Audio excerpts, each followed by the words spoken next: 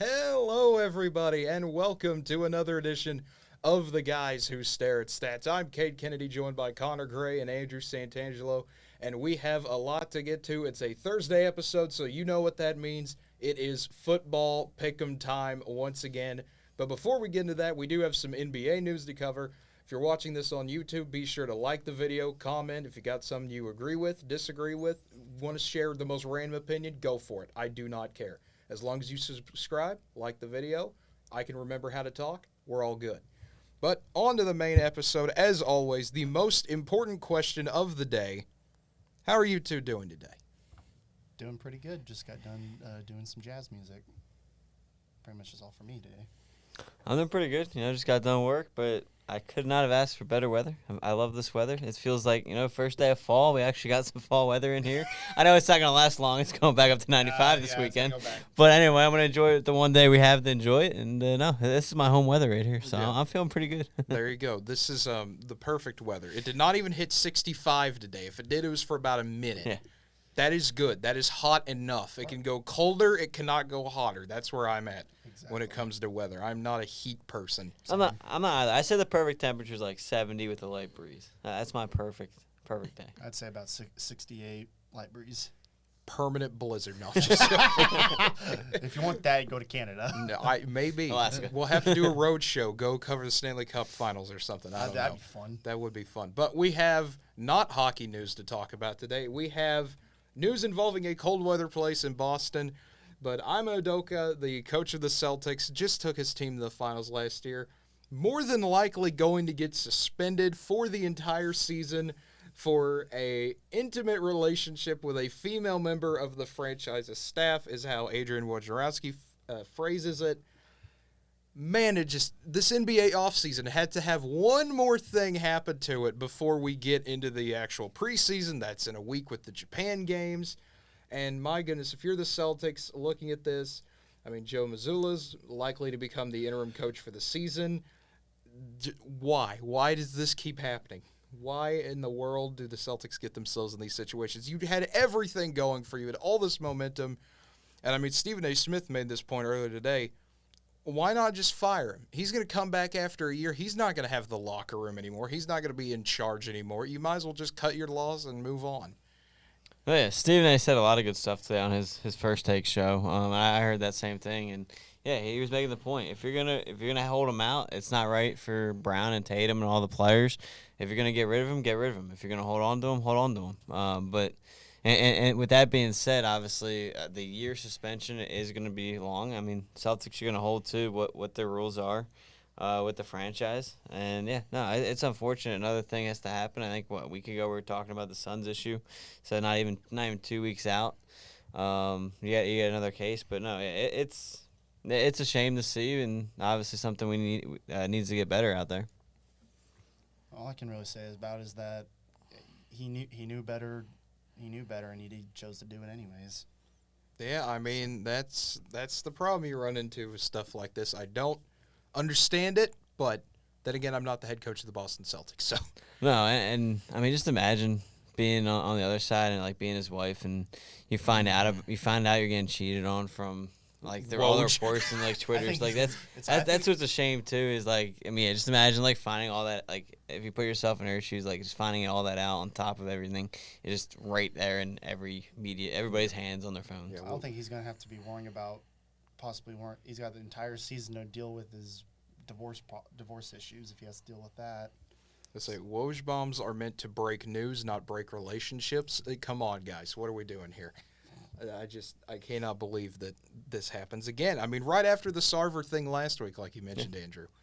But that is not the only NBA news. We do have a little bit of trade action going on. The Utah Jazz are going to trade Bojan Bogdanovic to the Detroit Pistons for Kelly Olynyk and Saban Lee. So this is a bit odd. Many people thought the Jazz would ask for a first-round pick, try to get some other assets out of it.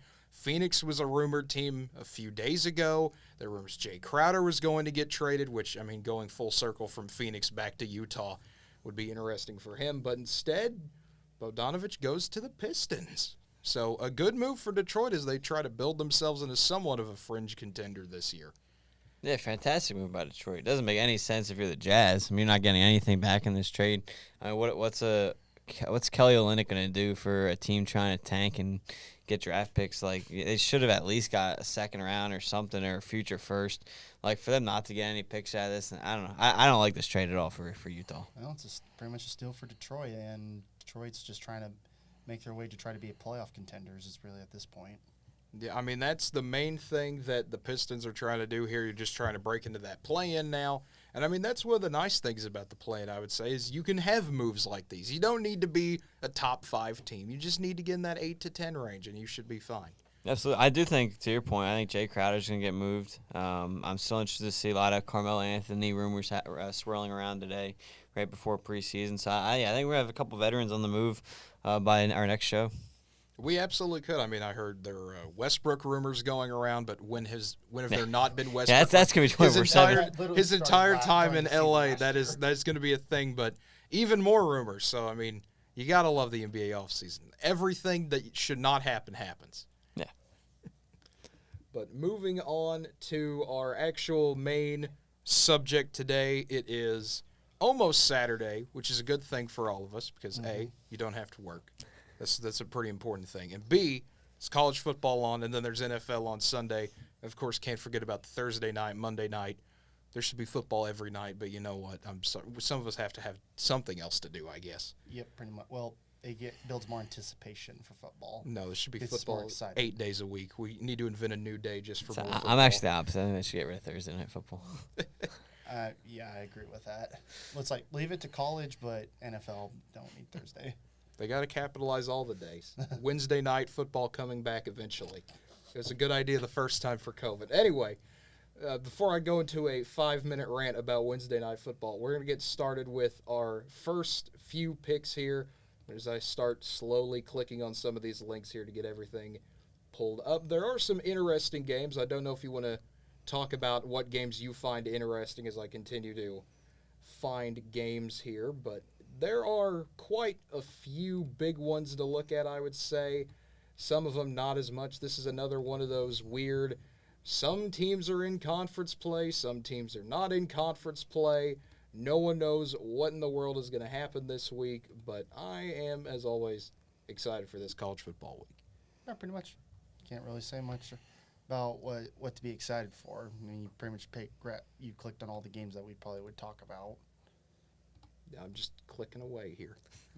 All right. But now that I have stalled eventually, first game out of the box, Clemson and Wake Forest, one of the bigger games in the morning slot. The 5th-ranked Tigers taking on Wake Forest in Winston-Salem. Should be an interesting one there. Clemson, a 7-point favorite in this one. But Wake Forest does have an offense. They do still have Sam Hartman at quarterback. He is healthy. He is ready to go. They still have a great receiving core. Wake Forest was not able to get it done last year. Can they spring a home upset this year as 7-point home dogs? I mean, in college football, anything's really possible. I mean, Wake Forest still has a explosive offense that can rival pretty much almost anyone. Just the main concern is their defense, giving up points, and you got to hope the offense doesn't stall. Clemson still has a solid defense that probably could give Wake Forest some troubles, but I don't think Wake Forest is going to have a hard time finding the end zone a good amount of the game. And then it just comes down to Clemson trying to match the firepower. A lot of time, I think top to bottom, Clemson is a better team overall than Wake Forest, but I wouldn't be surprised if there's an upset. But I think at the end of the day, I think Wake Forest is just not going to be able to get that win. I think Clemson gets out of there with a 10-point victory. Yeah, I don't think this game is going to be that close, to be honest. I don't like Wake Forest's defense. I don't think they're going to be able to contain Clemson. I think Clemson's going to be able to do whatever they want with Wake Forest defense here. I get they got a solid offense, but I think Clemson's defense is good enough to hold them to it. So I'm with you, Connor. I think Clemson's going to win this by double digits, and I'll say 34-20. I agree with both of you guys. I think Clemson takes this in a double-digit win. Wake Forest is a good team, but you cannot get into a shootout with a top 10 defense. No. That is not going to work well in your favor. I don't care if you're at home or not in that one. I think Clemson I would not be surprised if they win by 17 or more at the end of the day. Maybe a big pick six or fumble. Well, plus you gave up 36 to Liberty. I mean, who's to say you're not going to give up at least 36 to Clemson? Yeah, and you're not going to score 40 on Clemson. So if it gets to the 35-40 range, I mean, it's going to be ugly. I'm just not as big on Clemson's offense. Like, it's not as explosive as it used to be under Watson and Trevor Lawrence. So I'm just like, I'm not as big, but I'm not going to sit here and pretend that, they can't score. I just think it's probably not going to be as high of a scoring affair, mainly because just DJ just not necessarily being consistent all the time. I mean, is he better than last year? Yes, but still not as high. But obviously, you're playing against a top 10 defense. It's going to be hard for Wake Forest to score. Will they find the end zone? I think they can put about 20-some points on there, but you're probably going to give up too much to Clemson. I mean, if you're Clemson, you got the secret strategy of give Will Shipley the ball. Good things happen when you give your running back the ball. You don't need DJ to throw it 20. If I'm Dabo Sweeney, I'm thinking, okay, DJ doesn't even need to throw it 15 times a day. We're going to be able to do whatever we want. Just get the ball in the hands of our running backs and receivers. We'll be fine. Make simple plays. You should win this big top 25 game. The next one we have, another big one. Baylor goes to Iowa State, Big 12 home opener for both of these teams here. Iowa State, of course, their home opener Big 12 play, and they are a 2.5-point favorite in this one. Cyclones are 3-0. Vegas seems to like them at home. Baylor did have that double OT loss to BYU, but other than that, Baylor's looked the part of a contender we expect them to, but Iowa State, they're looking good as well so far. Yeah, you go ahead. Yeah, no, I think it's going to be a lower scoring game. I think the over-under there at 45.5 is a pretty good number. I think you're looking at 24-20, 24-21, somewhere in that range. Listen, I kind of like Iowa State in this game as well. I think they have the better coach. I talked about it when we were doing our preseason show. I really like Matt Campbell. I think he makes differences in games. I mean, I know Iowa's not great, but you saw what their defense was able to do to Iowa, a Big Ten team there, and a 10-7 win. And again, I think it's going to be a low-scoring game, which favors Iowa State, especially at home. So give me the Cyclones 24-20. That's a good pick right there. But I think Baylor obviously, I know they had their bounce-back game against Texas State, but I think they continue momentum and actually get a 3-point victory over Iowa State and get it late in the game. I think just they made too many mistakes against BYU, and when they probably could have either try to win the game or take it over. But pretty much, Iowa State obviously doing pretty good, but I think Baylor just edges out Iowa State. I think Baylor finds a way to get a multi-turnover day on the defense. I think they're able to get enough problems. It'll be a close game. It'll be a physical game, what you expect from these two teams. But I think Baylor finds a way to pull it out late in the fourth. But that over-under of 45.5, my goodness. It might go under that. I think it does, man. Yeah. I'd say that's a long it's like, who would have thought? I know everyone's like, offense is all the Big 12 is known for. Who would have seen games just like 45 nowadays for the Big 12? 5 years ago, that would have been 45 for one team. I think with this game, you're looking at like the BYU game. And I know it ends up being 46, but yeah, I remember that one in overtime too. Yeah. So I think this is going to be a lot like the BYU game. Mm-hmm. It's going to be back and forth, and it's going to come down to the end. Mm-hmm. We'll see how it goes Saturday morning. That one will be on ESPN2. The next one we have, the big game of the day, the game day game. Florida marching into Neyland Stadium to take on Tennessee. The Vols, number 11 in the country. They have not beaten Florida in a while. Actually, it was the last time game day was here in 2016. Tennessee always seems to struggle against Florida. Vegas does not care. Tennessee, a 10.5-point favorite in this game. This could get interesting. Florida, I would say, is the wild card team so far. All 3 weeks, we've had no idea what they're going to do. In all 3 weeks, they've surprised me in a different way. It's like you go from upsetting Utah by playing a really solid game against them. Then you go the next week where it's like, okay, what are you doing to – you should have lost to USF, but didn't happen. And it's like – in Tennessee, all their games that they've played, they've consistently like, hey, we're good. So I think Tennessee is going to be the more – it's just there's a reason why they're a 10.5 favorite. I think that's probably going to be a much higher score differential, and I think Tennessee pretty much just whoops Florida. See, I think they get ready for the big games. I mean, I think they play down to their opponents. I think they get ready for the big ones. I'm going to pick Tennessee to win this game, but I think the Gators do come out and show up, and I think they're going to keep it competitive. Maybe Tennessee gets a late touchdown to put the game away to get over that spread. But I mean, I think Florida keeps it close throughout the whole thing. I mean, I think their defense or their offense and defense is a great. No, I don't think their defense is going to be able to contain Tennessee's offense as much to get the win. That's why I'm going to go Tennessee here. But I do think it's going to be closer than that 10.5 points. I think this will be one of those whoever has the ball last wins type of games. Both these teams, not the best defensively. Tennessee, we know they have a great offense. Florida, we've seen flashes of what they can do. I think Florida loses this one by 7. Tennessee gets their big celebration and a 4-0 start up on Rocky Top. I thought the SEC was known for defense. I've been lied to. 5 years ago, yes. Now it's everything.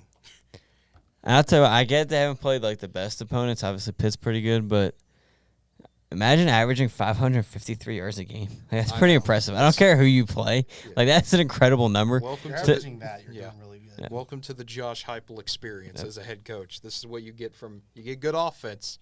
You just got to hope your defense can hold on. But Tennessee, Florida, CBS should be a fun time. If I don't see a mustard bottle on the field, I'm going to be mad. Well, they're not playing Ole Miss yet, so that can't happen. But the next one here, you might see some tortillas instead. Texas and Texas Tech, a sellout in Lubbock. First sellout since 2018 for the Red Raiders. Steve Sarkisian is being extremely quiet about who the QB is going to be in this game. He's not made a official statement saying who the starter is, which you come to expect at this point in the season.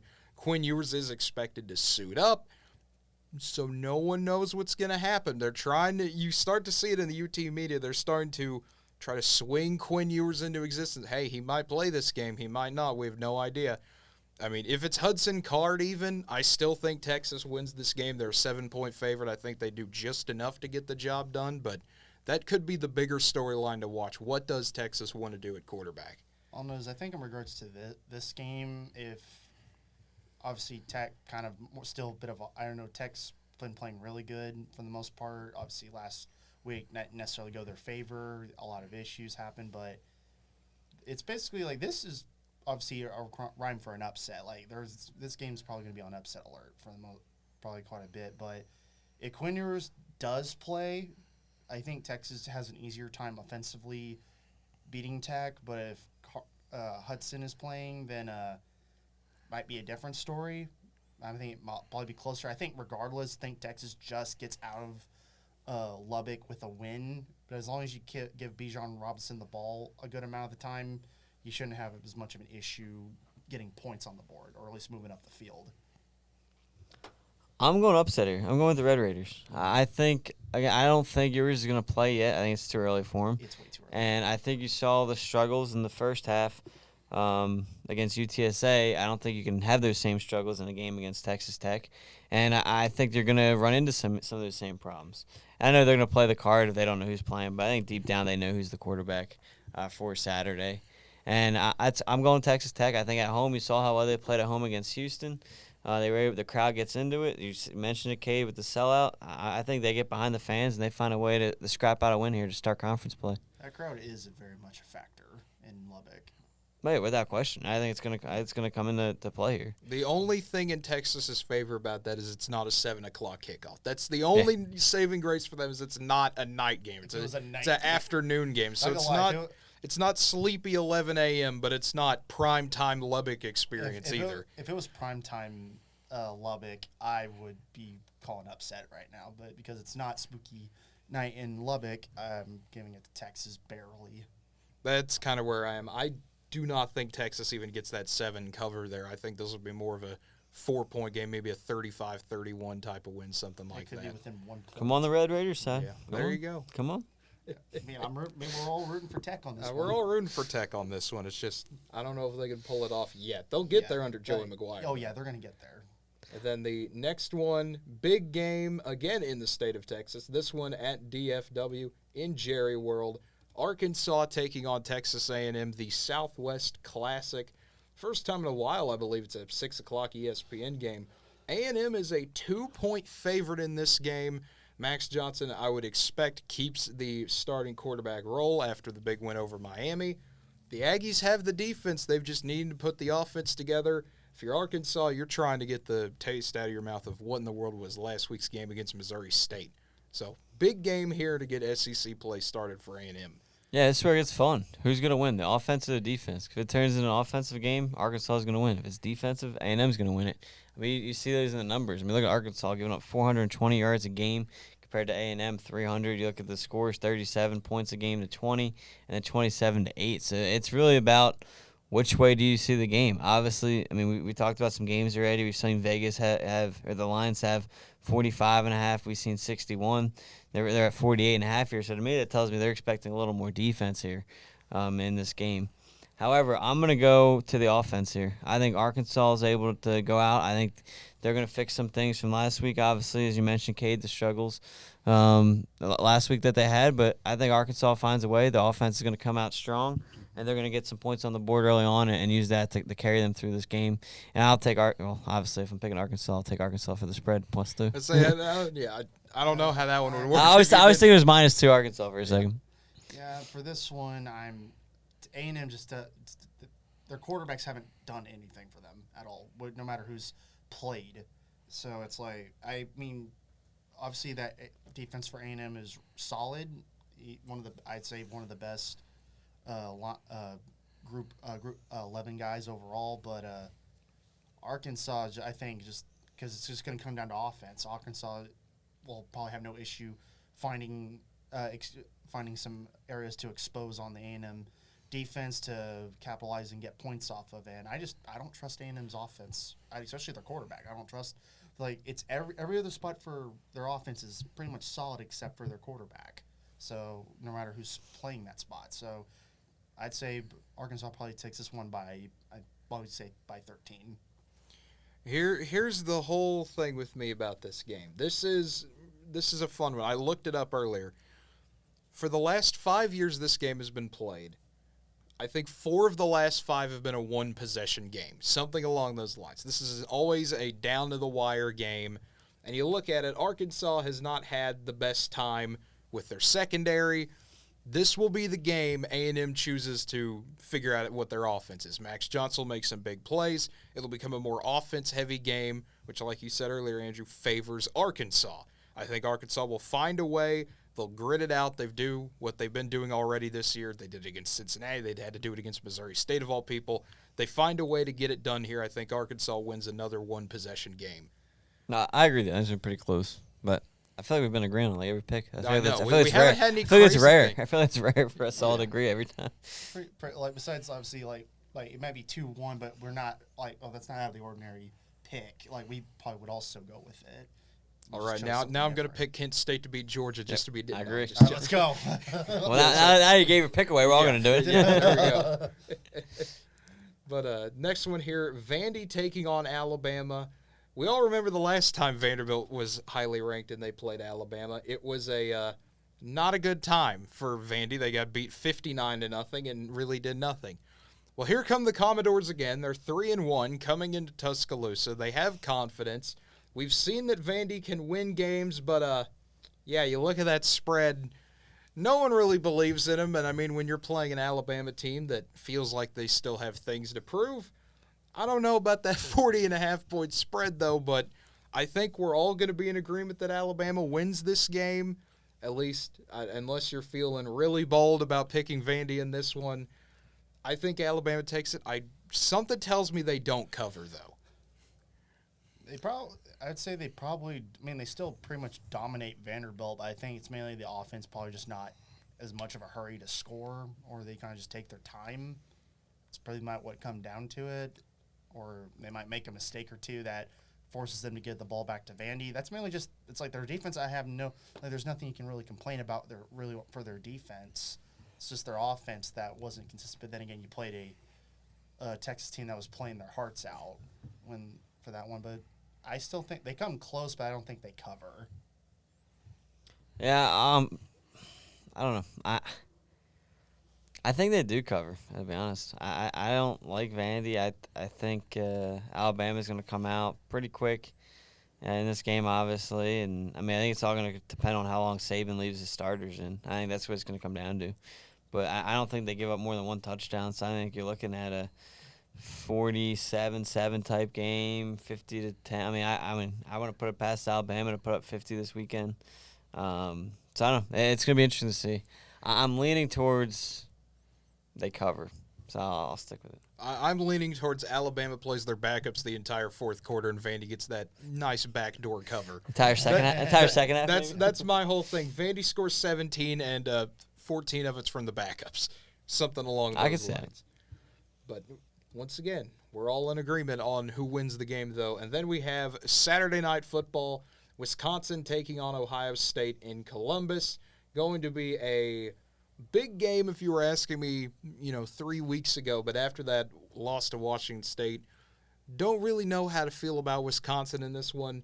But Ohio State is a 19-point favorite in this one.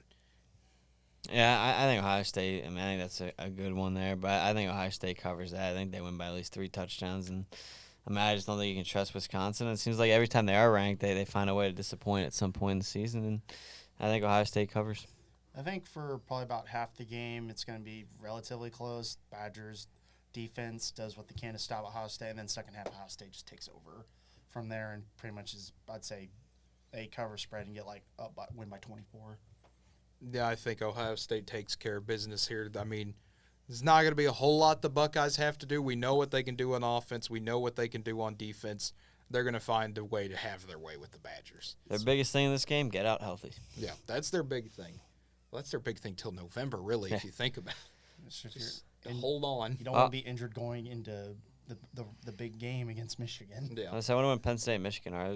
Because I know I'm way ahead of myself here, but I think Ohio State at Penn State is going to be a pretty close game. That's one. We'll see how Penn State's doing, but they looked good last week. That was one. That was one where I said I think that could be upset territory for Penn State. No, they definitely. Get one on. I think I said they would probably get one, but I don't know. I'll find out one next week. I think Penn State gets their test next week. I think they got Michigan next week. Maybe that's 2 weeks. Maybe. We're starting to get into some of the bigger games, though, and that's a good thing. But this one here, a big one, at least on OU side of the thing. The reason why? K-State's won 3 of the last 5 in Norman. Oklahoma, a 12.5-point favorite in this one. It's Brent Venables' first conference game he's coaching in, and it has to come, of course, against his alma mater. My goodness, this is going to be a weird game because another interesting stat to point out with Coach Kleiman's teams at Kansas State. The last 2 times they have upset Oklahoma, they have lost the week before. They lost to Arkansas State in 2020. They beat Oklahoma the next week. They lost to TCU in 2019. They beat Oklahoma the next week. They lost to Tulane last week, 17-10 in a game that really didn't make any sense from any logistical standpoint other than, well, Martinez had a bad game. When you go 21 for 31 and throw for only 150 yards, usually something's not right there. It's like the completion percentage for, especially in regards to you only threw it 30 times, not bad, but you don't even crack 200 yards. That's kind of a really bad thing. The run game really went nowhere. Tulane, I don't feel like K-State was just not really, their head was in the game a lot of the time. They were mainly, feels like they were already looking past Tulane, ready to play OU, which, I'm glad you're excited for that game, but it's like you got to focus on the opponent you would be currently playing. And I think K-State plays a better game. I think offensively and defensively they played fine against Tulane. They gave up a score. They just gave up a score that they couldn't really recover from. But it was just like OU. I fully expect I think their offense overall plays fine. I don't think they'll have their way as much as they did against Nebraska and the other teams they played against. But I think they'll still have a solid day. Dylan Gabriel will play fine. Expect him to pretty much just keep rolling, and OU's defense will get challenged, see how they'll fare against a much better offensive team. It's really hard to say because obviously, like you said, that weird stat of K-State losing and then beating OU, fairly odd stat, but I'm going to lean toward OU pretty much, I think, takes care of business late in the game and pretty much continues to stay undefeated. Yeah, I think Oklahoma jumps out early, and it's going to be one of those games where Oklahoma goes up like 14, 17 nothing in the first quarter. Kansas State's trying to play catch-up. They'll, like, kind of keep it close from there, but I think OU kind of maintains that throughout the game, keeps that 10 to 17-point lead like that.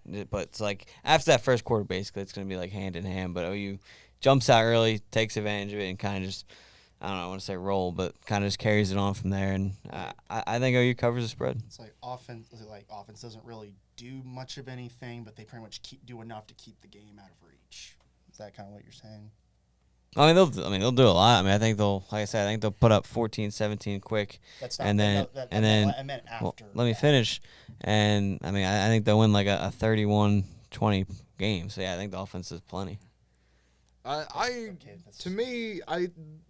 don't know how to feel about this game. This is the one game every year that you look at on the schedule and go, something dumb's going to happen in this game, but I don't know what it is yet. It's not like Texas where you fully prepare for it. With Kansas State, it's a weird flip-flop. It's in Norman this year, which somehow makes it scarier than when it's in Manhattan for OU fans. That's just how that weird magic is. It happened under Bob. It happened under Lincoln. It happens under Brent, maybe. Who knows? But I think OU comes out strong, like you said, Andrew. I think if they can get Martinez, just make Adrian Martinez throw the ball. That's your main game plan. If you can just start stacking it up, get Deuce Vaughn out of the game. I'd say make Martinez throw deep. I mean, make him throw anything. He had some ugly-looking passes last week against Tulane. But I think if OU can do all that, which I think they will, they'll get the cover here and they'll get a nice 17-point win over K-State. Yeah. Then I get to be like, hey, oh my goodness, we didn't actually do what we usually do. This is impressive. I'd say making him throw deep balls will be a big one because you can get picks off of him. Yeah, well, I mean, if you make him throw a ball over 10 yards, that's a deep ball for him.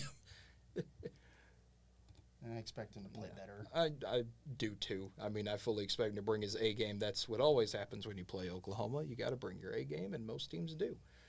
USC, same way. They got to expect their A game from Oregon State. Going to Corvallis. Trojans are a 6-point favorite in this one, 8:30 Central Time on the Pac-12 Network. Going to be a fun late-night game there. Both teams undefeated.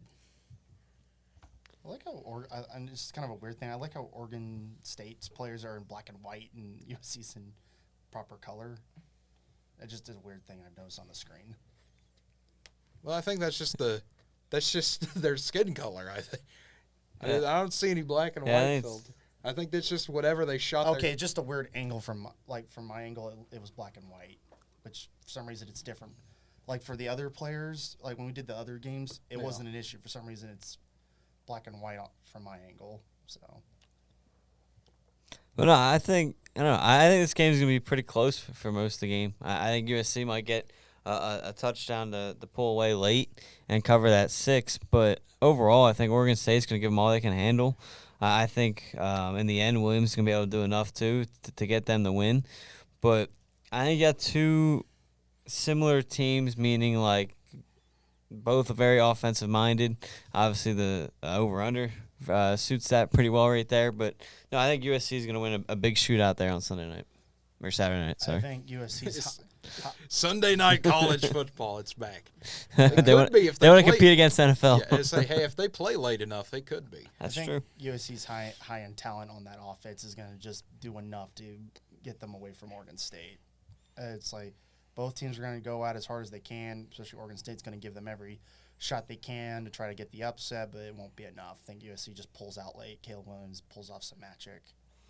I think USC gets into a bit of a shootout here for a half and then slowly starts to pull away. Alex Grinch's defense being able to force turnovers like they want to do. I think they get a big turnover late in the game to really seal the deal. And I think USC probably wins this one by double digits, but it'll be a fun watch for a while. On to the next one here. We have Utah taking on Arizona State. This is the same situation we have last week with OU Nebraska. Well, if you're Arizona State, you just fired your head coach. How does the team come out and respond? Sun Devils are 15.5-point underdogs at home. If you're Utah, you're rolling the past 2 weeks. Yes, it's Southern Utah and San Diego State, but you're looking like the Utah team we expected you to be. Yeah, no question. I think this game's going to be similar to OU Nebraska. I think Arizona State's going to come out. looking okay to start the game, but it's going to quickly just go over to Utah, who's the better team. And I think they're going to roll through this and cover that 15. I pretty much same sentiment. Utah's just going to be way too much. Probably hang about 50 on them. Yeah, I think Utah takes care of business here. Like you said, Andrew, Arizona State will come out swinging early. They have to. But, man, it's going to get rough, I feel like, in the second half. Yeah, they just don't have enough to hold on. Yeah, they do not have enough gas in the tank for that one. Stanford and Washington, the next game. We talked about Washington last week. You got the big upset win. You're riding the momentum. Can you keep it going against a Stanford team known for pulling off these types of wins? Also, Washington's a 13.5-point favorite in this one. Yeah, I think the 13.5 is generous just because they're coming off a big win, obviously, against Michigan State. I think Stanford's going to keep it closer than that, if I'm being honest. You saw what they did against USC. They lose by 13, right along those lines. I definitely like USC better than Washington. So I think that's where I partially go off that as you look at some of those opponents. And but no, I think Stanford's also coming off a bye. So I think that's going to bode well for them as well. They had another week to get healthy, go through more film and everything. And I think that's going to benefit Stanford. But overall, I think Washington will find a way to pull off the win. Yeah, it's probably going to be a low-scoring affair for probably first half of the game. Washington pretty much still keeping that lead, and then Washington eventually over time just takes over and dominates near the end. I think Washington finds a way to win. I would not say comfortably, though. I feel like this is going to be one where Stanford hangs around for way too long. This turns into a one-possession game late. Washington gets a big score at the end and gets the cover with a 14-point win. And then Maryland and Michigan, big noon. This one is notable for one reason and one reason only. Michigan has pretty much figured out their guy at quarterback now, J.J. McCarthy. Talua Tagovailoa, Tua's little brother. He's at Maryland. Maryland's 3-0. We know what happens when Maryland's in September. They tend to play better than they do the rest of the season. Wolverines are a 17-point favorite in this one, though. Yeah, I don't really it might be September, but I don't think that makes much of a difference for how the outcome of the game is going to be. I think Michigan pretty much dominates. I mean, your defense only is giving up less than 200 yards. And I know that not necessarily all of them have been great opponents, but it's like you're pretty much beating everybody up. And you found your guy in J.J. McCarthy, who I believe is the right guy for the job, and they pretty much beat up Maryland. I don't know. I think Maryland's going to give them all they can handle. I think it's going to be a solid game for the most part. I think Maryland covers, to be honest. I'll take Michigan overall in the game. But I think Maryland's offense is very good. Michigan's defense hasn't been tested yet.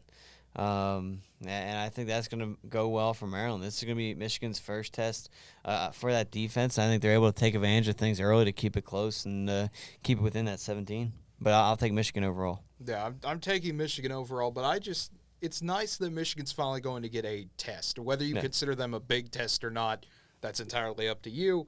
But I'm just happy we get to see Michigan play somebody. I know it's not their fault the non-conference schedule turns out the way it is, but well, those teams are kind of their fault. Yeah, those teams are kind of is. But I mean, they've been breezing through everybody. We've seen the offense. Now they're going to get a little bit more tested. Play someone who has a defense that can play a little bit better. Not to be blunt about it, but you're playing an actual conference opponent.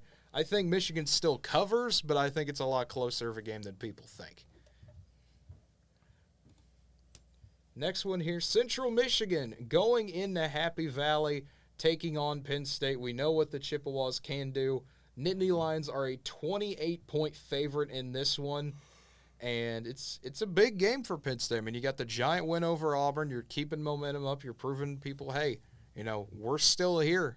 We didn't go anywhere. We're a top 15 team now. They have the respect of the AP poll finally. We'll see how that translates if they could keep this winning streak up. But a big game for both teams. No, without question. I think there's things to figure out for Penn State, obviously. Overall, I think obviously the Purdue game, since then they figured a lot out, especially on the defensive side of the ball. I mean, again, I never expected them to go down to Auburn and win 41-12, put up that 41 points. I think was the most impressive part there was their offense coming along very nicely there. So I don't think they have any trouble here on Saturday.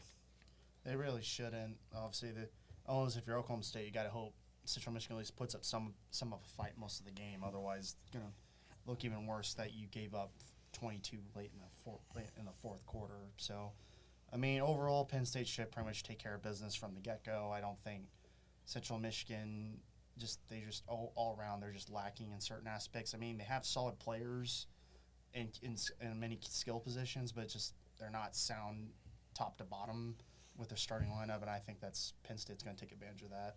Yeah, I think Penn State will find a way. This Central Michigan defense, not the best in the world by any means.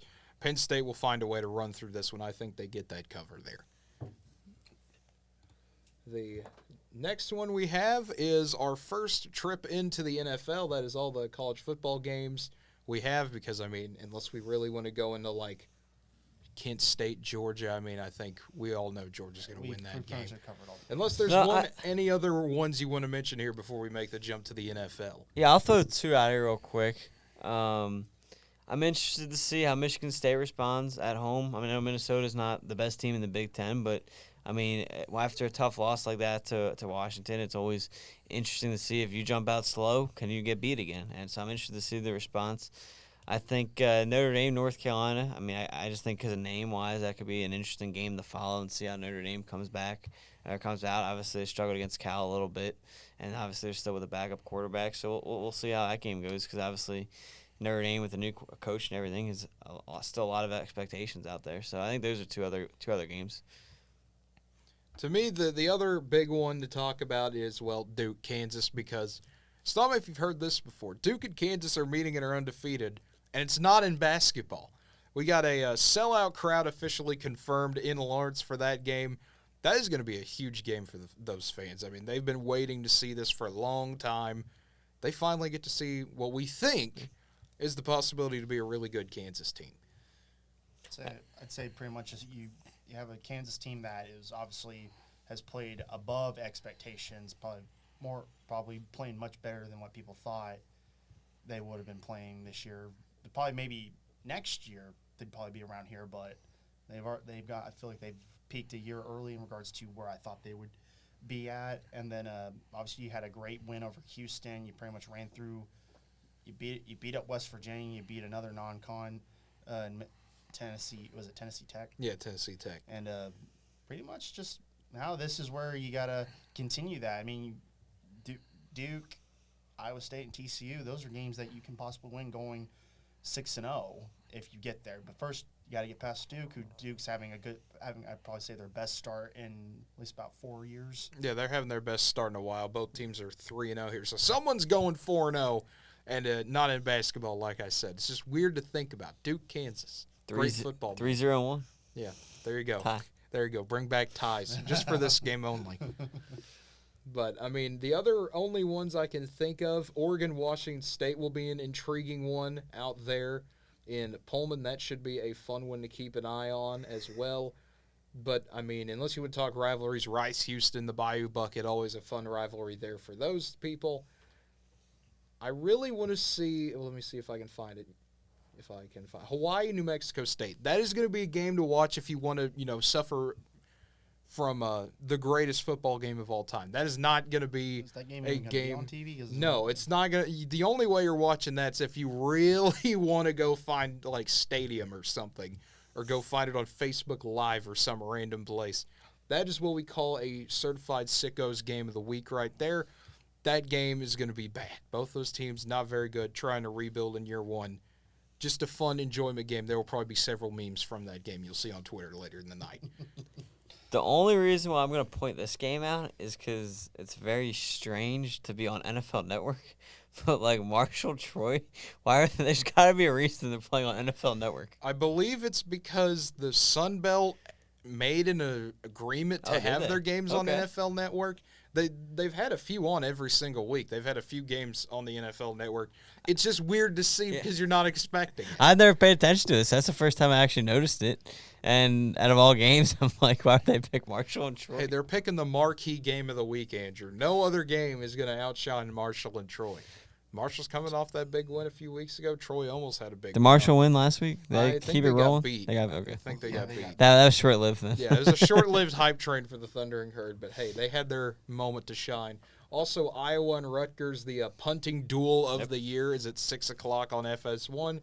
If you want to watch a clinic in how not to run an offense, you can tune into that game and watch people lose their minds in the stadium. By the way, the over-under for that game is 35. One of the lowest that I have ever seen. It's sad that, I think I'd still pick the under. Yeah, I mean, with those two, that might be like a 7-0 type game. Or maybe 2-0. Maybe someone just gets a safety and calls it quits. 0-0. Two ties. There you go. But moving on to the NFL, we've got a decent amount of games to cover here. The first one, obviously, tonight's game at 7:15. Pittsburgh taking on Cleveland should be an interesting one. Anytime you get a rivalry like this, it's going to be fun. Trubisky making his first appearance in this rivalry. Cleveland is a 4.5-point favorite despite the Jets' loss last week. Both teams coming off games you really should have won. Yeah, what a brutal quarterback matchup here. You talk about a legendary. Talk about a punting clinic. I mean, it might be getting that here Thursday night, depending on how the run game goes. Again, I know I mentioned it in the opening game, Browns Panthers. I'm going to say it here too. I'm more interested in the run game here. Just give me all the handoffs we can see in this game. I know Najee Harris hasn't started the way he wanted to, but overall he's still a pretty good back. And then of course Chubb and Hunt, one of the better duos in this league. It's going to create a quick game tonight, though. A lot of ground game is going to be heavy. Honestly, though, give me Pittsburgh's defense. I'm taking Steelers tonight. Yeah, I'd say for this one, I think Steelers' defense is going to give Brissett more issues than Cleveland will give Trubisky. I think Cleveland will just make too many mistakes that they can't recover from, and Pittsburgh barely gets out of this one. The Steelers will find a way. Like we have joked about. You can put anyone back there at quarterback. It does not matter. They will find a way to win these types of games. It'll be a dogfight. It'll be one of those 17-10 type games if we're lucky. It's the Steelers' way. Yeah, it's the Steeler way. That's what they do. Who are you picking? I'm not letting you off the hook there. I said it's Pittsburgh. Oh, you said Pittsburgh. I didn't say win. I said Pittsburgh win. No, it's a tie. I predict a tie. Everyone loses. There's no fun. That'd be more funny. There's no fun. There are 17 punts. Everyone loses. The next one here, speaking of everyone loses, the Texans and the Bears. This is a game. That's about all I can say about it. Bears are a 2.5-point favorite in this one. A lot of questionable interestingness. Roquan Smith's questionable for the Bears there. That could be a developing story. We'll see how that turns out for Sunday. But this is one that I don't know. Maybe the Texans have a shot. The Bears are not the best team in the league by far, but maybe with how Texans have been playing, not the worst team in the world this year. Yeah, they absolutely have a shot. Their defense has kept them in a lot of games. Obviously, they tied the Colts to start the year last week. They're winning 9-6 for a lot of that game, and then Denver gets a couple late scores to win that one. I think the final was 17-9, so again, holding Denver to a reasonable score with those weapons on that Denver offense. However, I'm not a big fan of the way Houston's been calling their offense. I think they could give the ball to Pierce. He's got a lot of potential. They really haven't used him to his level yet. With that being said, that's why I'm going to go with Chicago in this game. I think Justin Fields proven a lot more, obviously, than Mills. David Montgomery's a pretty good back here, so I'm going to take Chicago to take this game at home. Yeah, I think Chicago just a good bad play calling by Houston will be detriment, and I think Bears just take it by 7. I honestly wouldn't be surprised if this game was the tie. If we had to pick one tie this week, it would probably be this game somehow. I don't know why. I just have one of those gut feelings. Here's the thing. If we actually did that, I mean, obviously, we'll see once we get through all the games. But I might go with tonight's game. Yeah, I mean, it's a close contender. There are several not very good games here this week, but I mean, that's every week in the NFL. You're going to get one or two bad ones. I think the Bears do pull it out. I would not be surprised if this is one of those, oh, hey, look, what are the Texans doing over there types of games midway through the fourth. The next one here should be a good game. Raiders taking on the Titans. Both teams are 0-2. Someone's got to win one of these things. Raiders are a 2-point favorite on the road, though. Tennessee has not played very well at all overall, and I know Raiders have choked some games. Overall, it's just like it's like as much as I would love to see the Raiders lose, Raiders are just gonna. I'm not going to pretend like they have an easy time, but I think it's going to be kind of a back and forth game in regards to offenses kind of being a bit incompetent, but I think Raiders will have a better time eventually, win this game probably about like 13 or something like that. This is tough. This game could go either way. Both I expected to probably be 2-0 instead of 0-2. And it's going to go back and forth. I think this is going to be the game. I think Tennessee is just going to be like Derrick Henry, go win us the game. I think Henry's going to do so at home. Give me the Tennessee Titans. So that's the camp I'm kind of in. Tennessee, they're at home. They still have Derrick Henry. Yes, Tannehill hasn't played his best ball. That'll fix itself over time, at least I think it will. I think Titans find a way to get the job done, and it's another agonizing week for Raiders fans. Yeah, especially with the level. I mean, you go out and get Adams, you put some guys on that defensive side. No, there's a lot of expectations for the Raiders here. And I mean, both teams, honestly. So yeah. Tennessee was the 1 seed last year, and now both these teams are in jeopardy of going 0-3. I mean, obviously, most likely one of them will, pending a tie. But, I mean, again. You never know about that tie. You would not have expected either one of these teams to be 0-3, and here we are, one of them will be. Yeah, I mean, it's one of those crazy things, but, hey, that's football for you. Anything is possible. Next one here, the Chiefs taking on the Colts. Should be an interesting one there. Chiefs are a 5.5-point favorite. And I have to skedaddle, so I'm going to go ahead and pick Chiefs.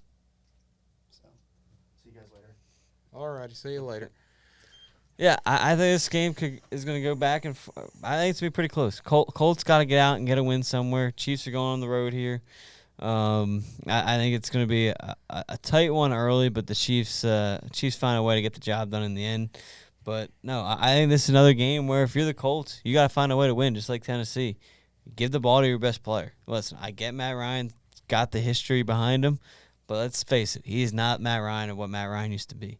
This is a game, if you want to win, you're going to have to control the clock, obviously, keep Mahomes off the field. So, Colts recipe, give the ball to Taylor. Jonathan Taylor, go win us this game. However, I think the Chiefs are obviously a better team than the Raiders, so I think Chiefs can overcome that and the Chiefs get the win. Yeah, I mean, I think Kansas City takes it. It's going to be another one of these weeks for the Colts. Matt Ryan's going to struggle. Just give the ball to Jonathan Taylor. Yeah. He's right there. He's the best player on the field you got right now. But I think Kansas City, I mean, even if they do give Jonathan Taylor the ball 25 times, this is going to be one of those games. Kansas City's just the better team. No, I completely agree with that. The next one here, the Bills and the Dolphins. This has suddenly turned into one of the more impressive games this week. Bills are a 5.5-point favorite. Both teams have the hot start, though. Yeah, I really wish this game was the afternoon or one of the night games, not the same time as the Eagles. But, no, this game is going to be phenomenal. I get it. Obviously, Tua's playing out of his mind right now, playing a lot better than people thought. But here's a test for Tua. How are you going to fare against this Buffalo defense who's very, very, very, very good? How's the rest of them? Obviously, Tyreek Hill is probably going to go. Tyreek Hill and Waddle, it's going to be tough to cover both. You obviously can't double-team both of them, so which one does Buffalo try to pick their poison with on the defensive side of the ball? This is entertaining. I don't know.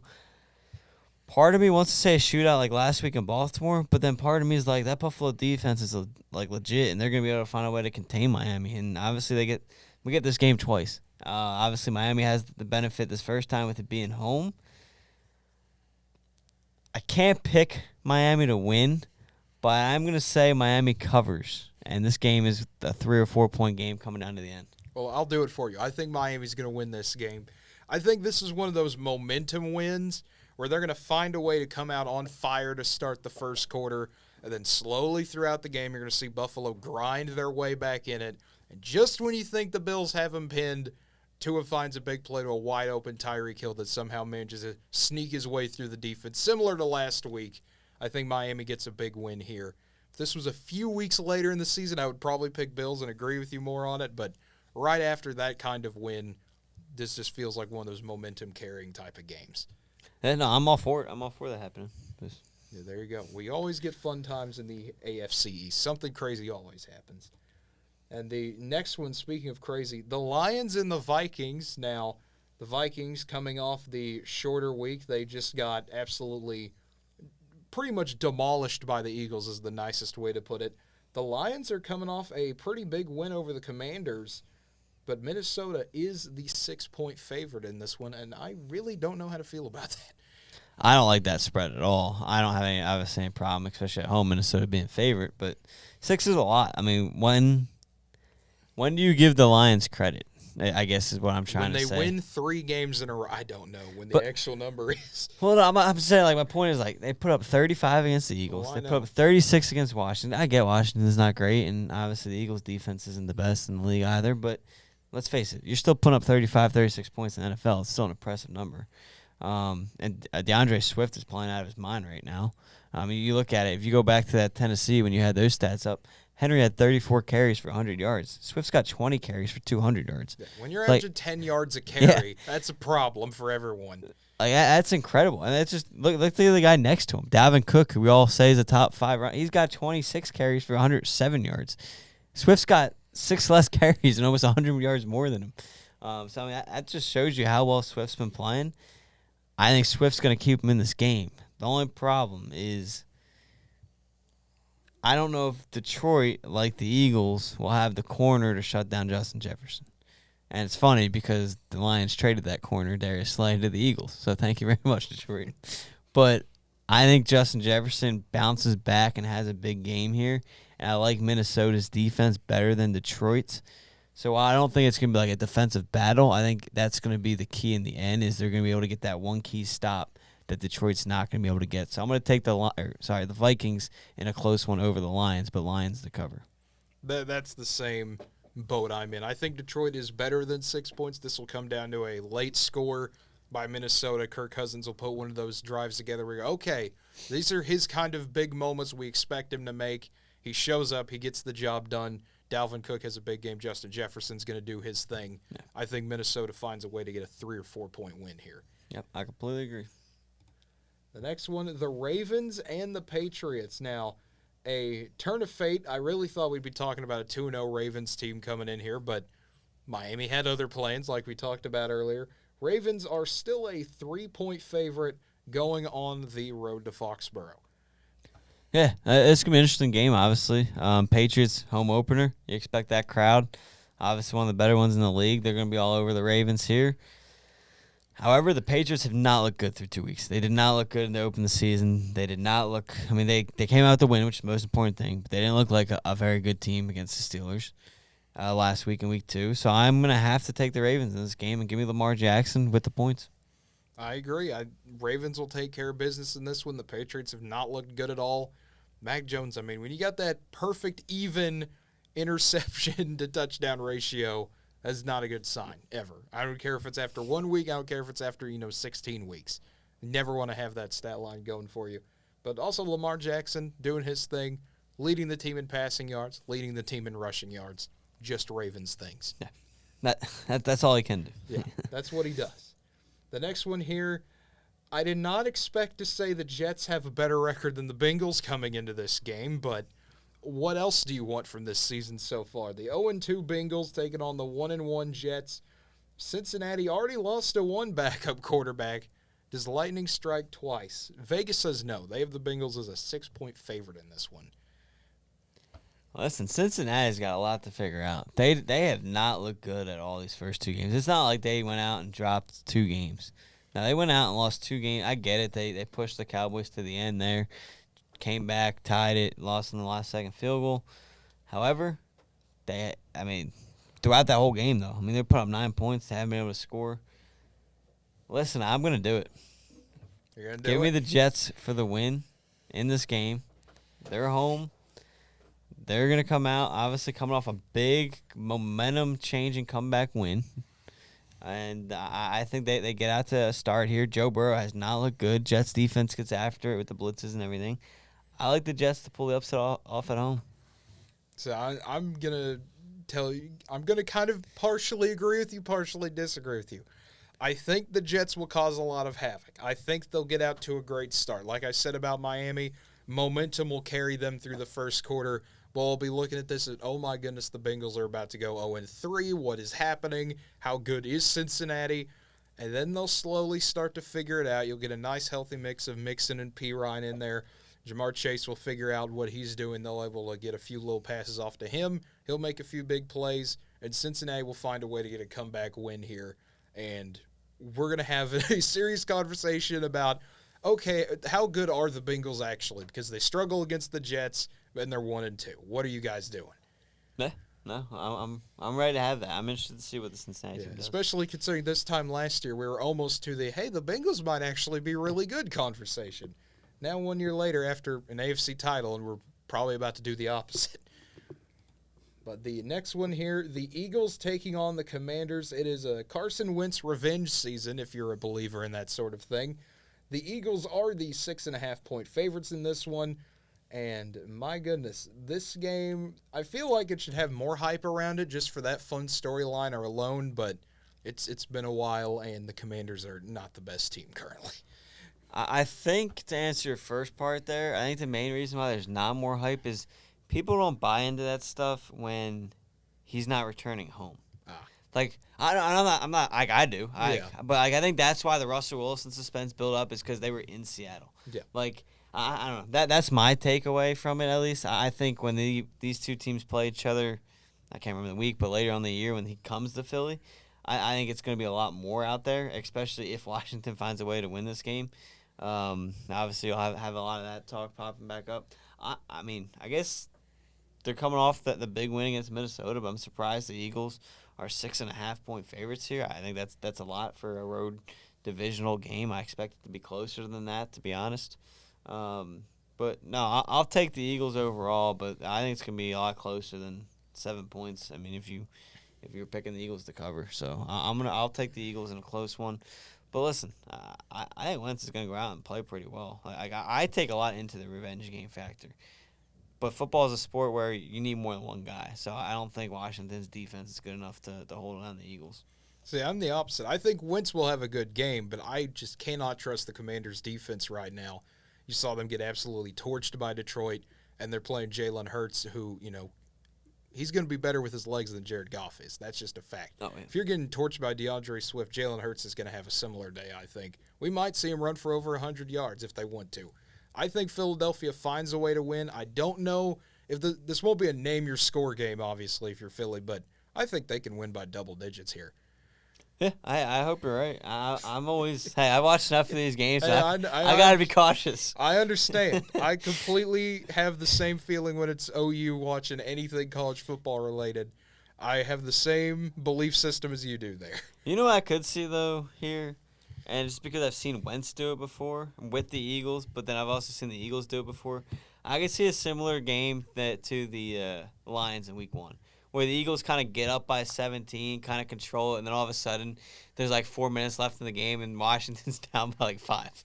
It's one of those things, like, that's just the way the Eagles always play, it seems like, and Wentz always did that, is we'd always go down early, and then Wentz would find a way to get the Eagles back into it, whether they pull off or comeback win or they fall just short. So I could see that happening here. I absolutely could see that as a possibility as well. The next one here, the Saints taking on the Panthers. I mean, this is a rough game for both teams. The Saints are 1-1. Their offense, well, to put it bluntly, they just looked terrible against Tampa Bay. Carolina's offense hasn't looked that much better. You could make the argument it's looked worse. This is going to be a real battle here. I mean, these are two I wouldn't say cellar dweller for New Orleans yet, but with the way they played, if they keep it up, they could be entering that bottom pretty quickly. This is a must-win for Carolina. And I know it's weird to say must-win in only Week 3, but with how the Panthers are playing, it's not looking good. No, I agree with you. I think 100% it's a must-win. And I hate to say it, but if you don't win, we might be talking about a coaching change. We might. There's a lot of hype around this Carolina team. You go out, get your quarterback.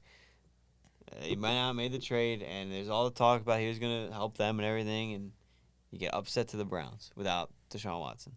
And you get the Giants. No one's high on the Giants. You find a way to only put up 16 points against the Giants, and you lose.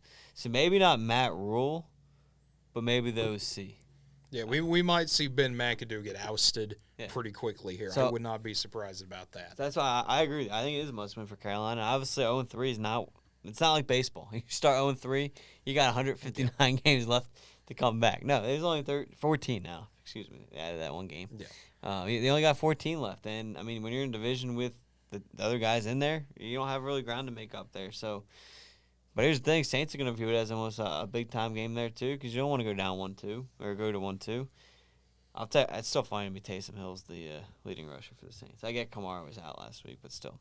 Anyway, back to my picks. I'm going to say Carolina finds a way to get the job done. Baker gets his first win with Carolina. Well, you have a lot more faith than I do in him because I think it's the opposite. I think Carolina's going to come out. They're going to sputter around again. It's going to take them once again, it's going to take a while to remember that Christian McCaffrey is indeed on your team, and you can give him the ball at any possible moment. I think the Saints defense will be swarming. They're not going to score 3 points again. I think Jameis Winston will have a better day. I don't think he's throwing 3 interceptions, even though, fingers crossed he will. I think the Saints find a way to get this one, and they get a 7-point win, and we start having a serious conversation about why Matt Rule was in Carolina in the first place and the entire coaching staff. Should never left college. I mean, he really shouldn't have. I don't know. Matt Rule to Nebraska? I don't know. There you Arizona go. State? Start the rumors now. Yeah, there you go.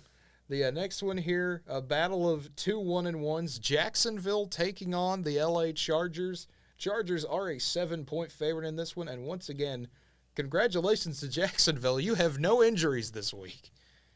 Yeah, no, this is a good test for Jacksonville. Yeah, bringing a new coach and everything just falls short in opening week against Washington, and then you go out, get a win last week against the Colts. You shut them out. I'll tell you what, though, you're not going to shut out the Chargers, especially in L.A. I don't think Jacksonville's strong enough to come out of this game with a win.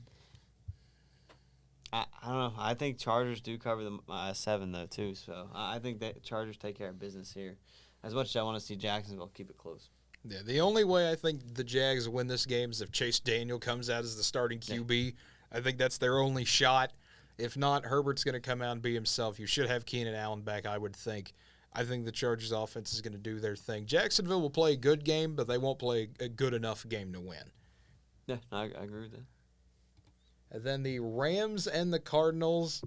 What a game this could potentially be. If you had the Rams, you nearly blew a giant lead. If you're the Cardinals, you came back from a giant deficit.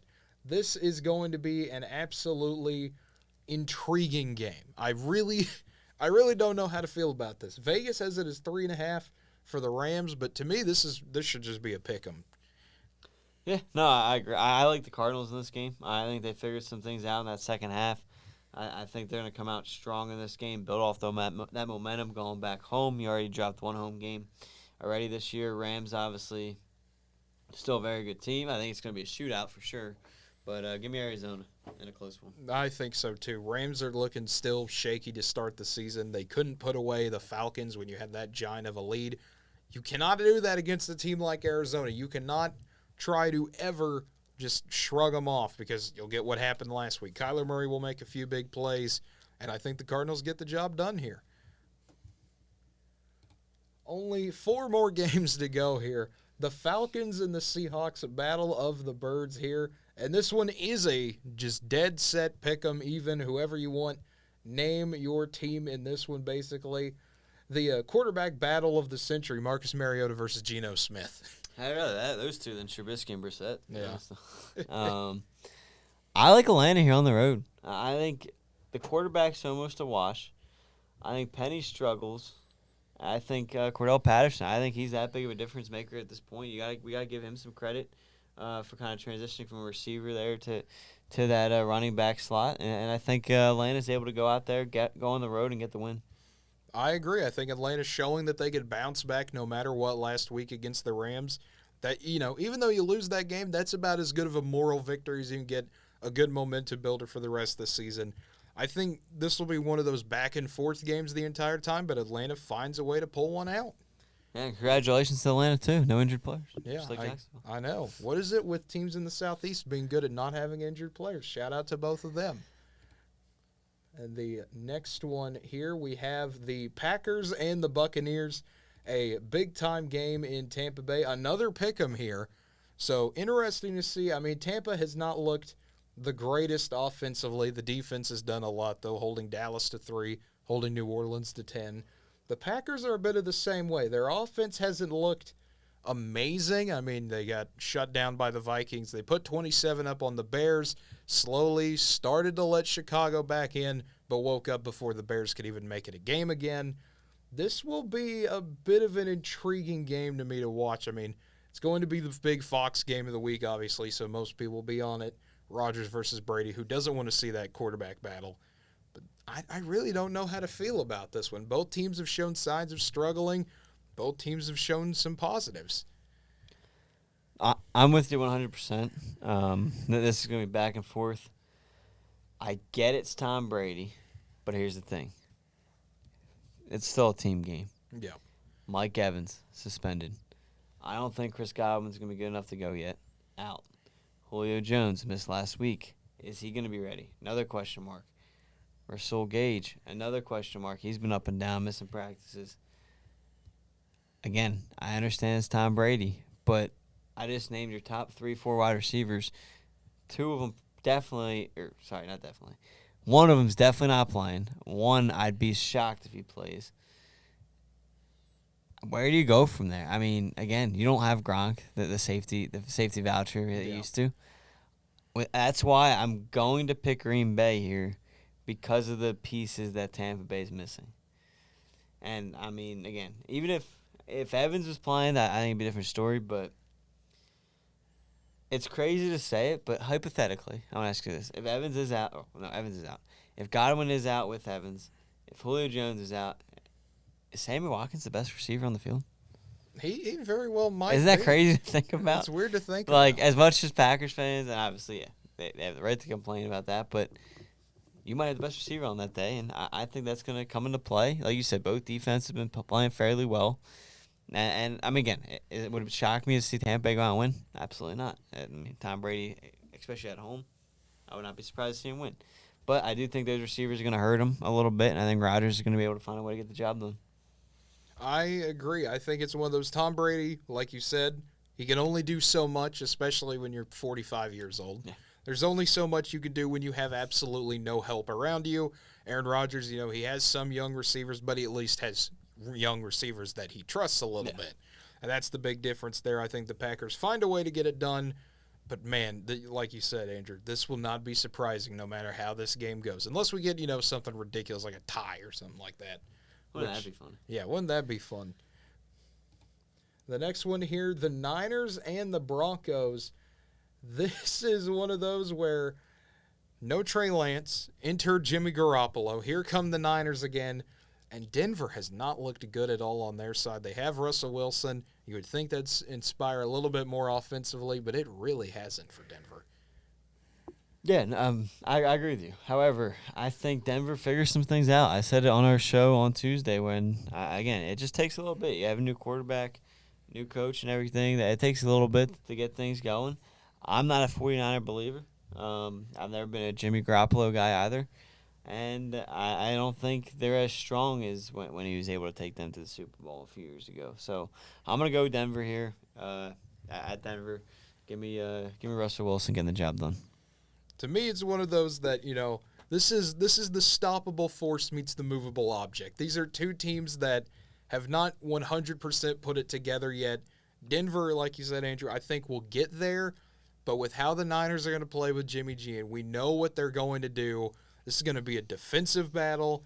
And every time we get one of these darn defensive battles, they always seem to at least favor the Niners, in my opinion. That's true. That's just who Jimmy G is as a quarterback. He's not going to win you a shootout. He's not going to win you a game dropping 31. He will win you a 17-10 type of game, and that's what I think the Niners do here. No, I do. I agree with you. If it does become that defensive, 49ers do have a slight edge here. But I don't know. I like Wilson, Jerry Jeudy, and yeah, and I do too. I think it's just trying to get it put together. I mean, when you have your fans having to tell you the play clock so you don't get delay games, that's I get it's a work in progress, but my goodness, that is never a good look. And the final game to get to here, this is the game we all totally want to see in Monday night. Cowboys-Giants. Cooper Rush, he's never lost as a quarterback. He's a whole 2-0 as the starting quarterback of the Dallas Cowboys. And you had Jerry Jones over there doing his interview saying, I don't know, maybe we'll have Cooper Rush as our starter the rest of the year. He won as a big game. But Vegas doesn't think they win this game. The Giants are favored by 1 point to beat the Cowboys. I did not think we could be talking about a 3-0 Giants team, but yet here we are. Yeah. I think at this time next week we'll be talking about the 3-0 New York Giants. I think Barkley's been too good. I get the Cowboys' defense has been solid, but I think the Giants are going to be able to do what they want with the run game. I think Elliott's been a problem still. I don't trust Cooper Rush. When you look at the Giants, they held Tennessee to 20. They held the Panthers to 16. I mean, that's what Baker Mayfield, Ryan Tannehill, Derrick Henry. They've already faced some pretty good players. I'd take Baker Mayfield over Cooper Rush. I'd take Derrick Henry over Ezekiel Elliott. So with that being said, I think the Giants' defense, especially at home, is going to be able to find their way and get the job done. I do think it's funny that Stadium's hosting 2 games this week. Yeah, I mean, that is weird for the Meadowlands. You never really think of having 2 games there back-to-back, but I guess when one plays on Sunday, one plays on Monday, you can absolutely do that. I agree. I think the Giants take care of business here. I think Dallas will put something together. I mean, they have to at some point. They'll look good. They'll have their drives. They'll have their moments where you go, oh, my goodness, here's what Dallas can do even without Dak. But that Giants defense, seeing it not in person. I mean, I wish I could travel to NFL games on Sundays, but seeing it at least how it looked against Carolina last week, they look good. They look like a team that knows what they're doing. They look competent. And that's all they've been asking for. We just want competence from our team. I think they finally have it, and we have to have this conversation about how good are the Giants at 3-0. But that will do it for all of the games we have done this week. As always, we thank you for tuning in. It has been a fun time once again going through all of college football, NFL, NBA news at the beginning of the show. So for Andrew Santangelo and Connor Gray, who was here, I'm Cade Kennedy. If you enjoyed the show tonight, be sure to follow us here on twitch.tv/NWTV7. Follow us on Facebook, Twitter, Instagram, or TikTok at NWTV7 to get updates on when we go live. Or if you're watching this on YouTube, be sure to like the video, subscribe to our channel if you haven't. If you're watching this on Twitch, that is the Guys Who Stare at Stats YouTube channel. And leave a comment down below. Tell us what you agreed with, disagreed with, have any random thought in the world. Feel free to comment below. It always means a lot to us. So once again, until next time, have a good one, everybody.